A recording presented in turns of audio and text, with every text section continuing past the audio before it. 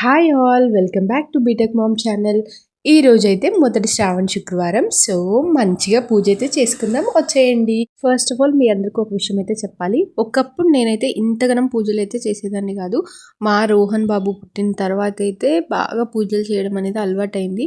లైఫ్లో ప్రతి ఒక్కరికి నేను చెప్పగలను, ఒక ఫేస్ అనేది వస్తుంది, మనకు అన్నీ ఉన్నట్టు అనిపిస్తుంది, కానీ ఏదో తెలియని వెల్త్ అయితే ప్రతి ఒక్కరి జీవితంలో ఉంటుంది. అలాంటి టైంలో మనం పూజ కనుక చేసుకుంటే ఆ ప్రశాంతత అనేది వేరు. మన లైఫ్ అనేది మ్యాక్సిమం పాజిటివిటీలో అలా వెళ్తూ ఉంటుంది. దాట్స్ ద రీజన్ నేను పూజలు అనేవి స్టార్ట్ చేయడం జరిగింది. నేను మా రోహన్ బాబు మార్నింగే మంచిగా స్నానం అయితే చేసేసాము. మా రోహన్ బాబు కొంచెం హోంవర్క్ అయితే మిగిలిపోయిందంట. సో వాళ్ళ డాడీ అయితే ఇక్కడ హోంవర్క్ చేపిస్తున్నారు. మెయిన్ వైల్ నేను నా పూజకు సంబంధించి ప్రిపరేషన్స్ అయితే చేసుకుంటున్నాను. ఫస్ట్ ఆఫ్ ఆల్ కాళ్ళకు పసుపు అయితే మంచిగా పెట్టుకుంటున్నాను. గ్యాస్ స్టవ్ అండ్ ఆల్ నీట్గా క్లీన్ చేసుకొని పసుపు కుంకుమతో పూజించుకున్నాను. దాని తర్వాత పాలైతే పొంగించుకున్నాను. మా ఇంట్లో ఏ పండుగ అయినా ఫస్ట్ అయితే మేము పాలు పొంగించుకుంటాం. మీకు కూడా అలా చేస్తారా అనేది నాకు కమెంట్ చేయండి.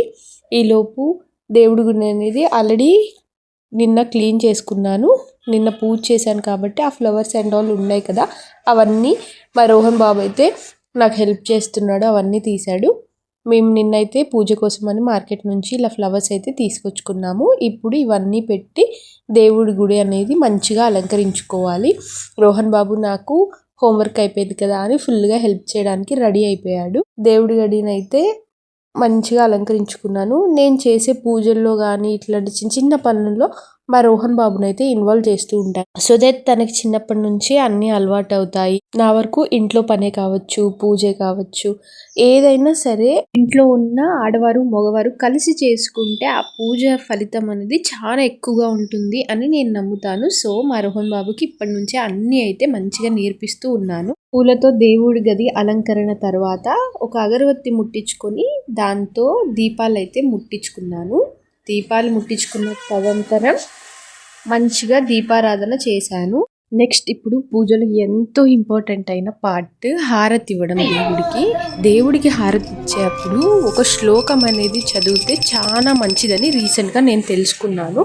మీరు కూడా ఈ శ్లోకం ఖచ్చితంగా హారతి ఇచ్చేటప్పుడు మీ ఇంట్లో అయితే పాడండి. సర్వమంగళ మాంగళ్యే శివే సర్వార్థ సాధికే శరణ్యే త్రయంబకే గౌరీ నారాయణీ నమోస్తుతే.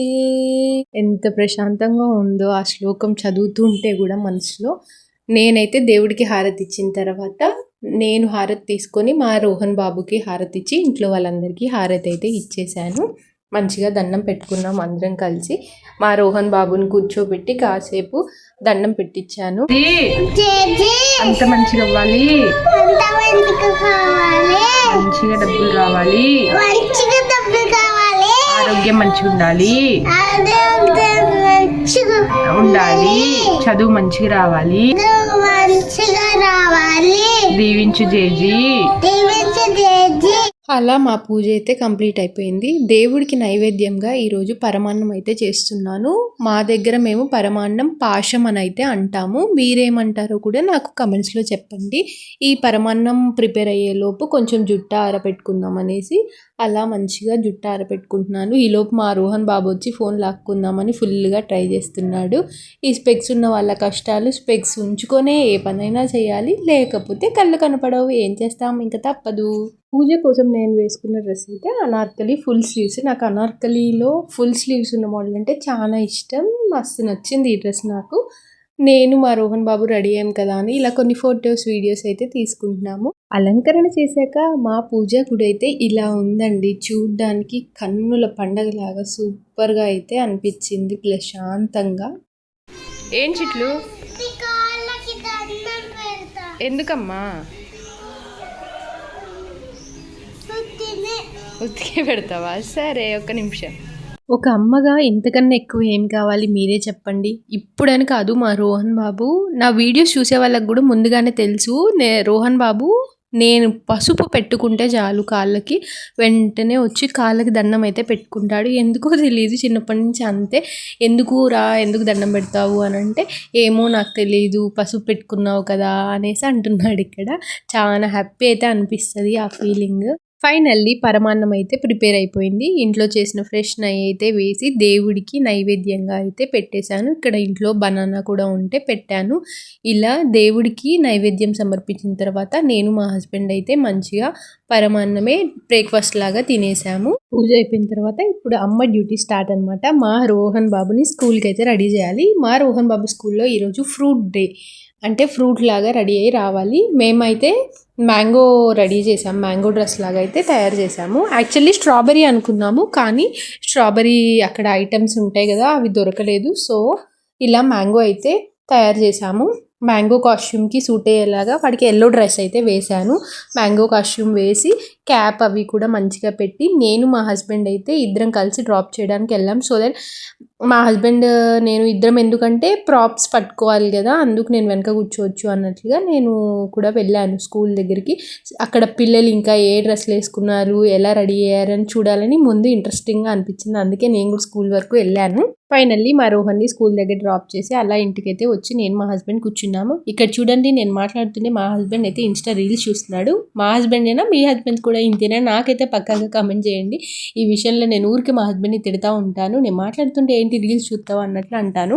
నీతో పెట్టుకుంటే నాకు ఇంకా కుదరదు, కానీ నేనైతే ఆఫీస్కి వెళ్ళిపోతున్నా అని చెప్పి మా హస్బెండ్ అయితే ఆఫీస్కి వెళ్ళిపోయారు. అలా కాసేపు కూర్చున్నానో లేదు, రోహన్ బాబు లంచ్ టైం అయితే అయిపోయింది. వెళ్ళి బాక్స్ అయితే ఇచ్చి రావాలి. నేను ఈరోజు అయితే ఇంట్లో ముద్దపప్పు పచ్చిపులుసు చేశాను. మా రోహన్ బాబుకు ముద్దపప్పు నెయ్యి అంటే చాలా ఇష్టం, బాగా తింటాడు.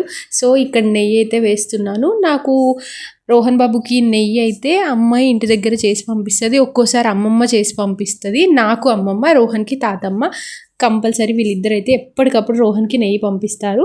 సో వాడికి ఇక్కడ బాక్స్ అయితే ప్యాక్ చేస్తున్నాను. ముద్దపప్పు అన్నం అండ్ స్నాక్స్కి వచ్చేసి ఖర్జూర అండ్ అట్టిపళ్ళు, ఇవే ఎక్కువగా తీసుకెళ్తూ ఉంటాడు. 3 o'clockకి స్నాక్స్ బ్రేక్ అయితే ఉంటుంది రోహన్ బాబుకి. మళ్ళీ అప్పుడు వెళ్ళడం కుదరదు కాబట్టి లంచ్తో పాటే స్నాక్స్ బాక్స్ కూడా ఇచ్చేసి వస్తాను.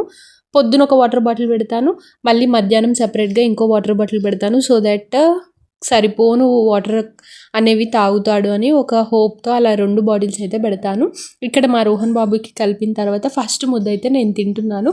దీనికి ఒక రీజన్ ఉంటుంది, మీకు ఇది తెలుసో లేదో నాకు కమెంట్ చేయండి. ఇంట్లో అప్పుడే ఫ్రెష్గా వంట వండిన తర్వాత నిండుకుండా, అంటే ఎవ్వరు ఇంకా టచ్ చేయకుండా తినకుండా ఉంటారు కదా, అది ఫస్ట్ పిల్లలకి పెట్టద్దు అంటారు మా ఇళ్ళల్లో. ఫస్ట్ ఆ ఇంట్లో ఉన్న పెద్దవాళ్ళు అలా తింటారు, తర్వాత పిల్లలకి పెడతారు. సో ఇక్కడ నేను తిని తర్వాత రోహన్ బాబుకి అయితే పెట్టాను. పొద్దున పూజ చేసినప్పుడు నైవేద్యంగా పెట్టిన బనానా అయితే ఒకటి మా రోహన్ బాబు బాక్స్లోకి అయితే పెడుతున్నాను. ఇప్పుడు వెళ్ళి రోహన్ బాబుకి 12:30 లోపు లంచ్ అయితే ఇచ్చేసి రావాలి. చిన్న పిల్లలు ఎవరైతే ఇంకా తినడం రాదో వాళ్ళకి అక్కడ స్కూల్లో ఆయమ్మలు అండ్ టీచర్స్ ఉంటారు కదా, వాళ్ళే తినిపిస్తారు మంచిగా. ఈ వ్లాగ్ ఎలా ఉంది, మీకు నచ్చిందా నాకు కమెంట్ చేయండి.